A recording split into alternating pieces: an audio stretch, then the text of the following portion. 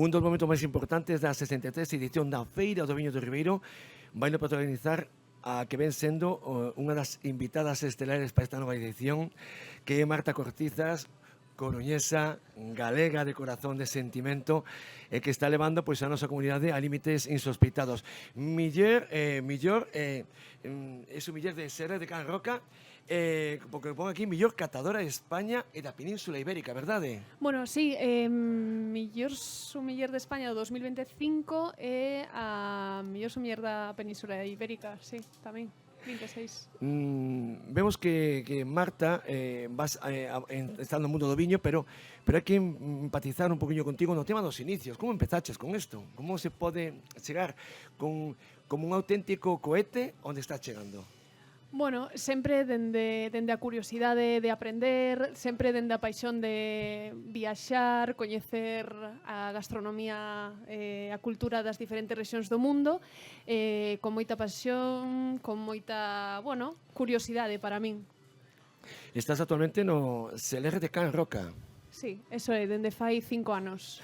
Eso é como se un xogador de baloncesto ou unha xogadora vai xogando a NBA, ou un futbolista xoga, pois, digamos, na Champions League.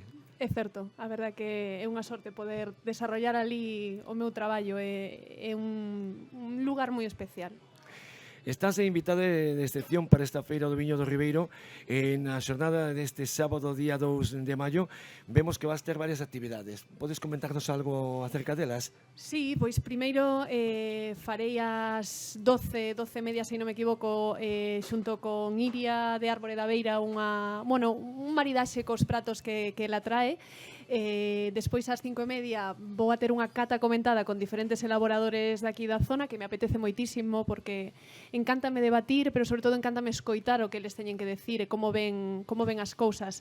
Creo que sacaremos cousas bonitas, creo que a xente tamén se animará a opinar e creo que vai a ser moi interesante.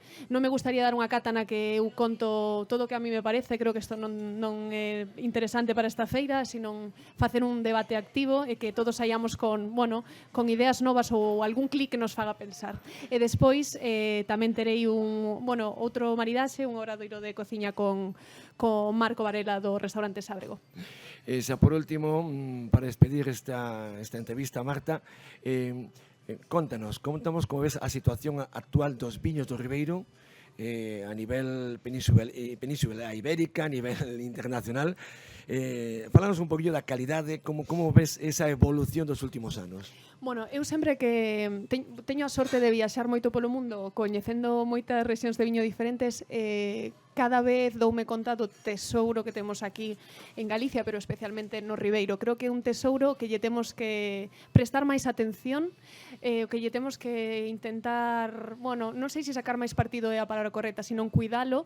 Creo que temos que ter unha conciencia ecolóxica, creo que temos que pensar en moitas variedades que nos representan, variedades históricas, polo tanto creo que temos moito no que pensar, moito no que traballar, pero dende logo son viños polos que eu aposto sempre.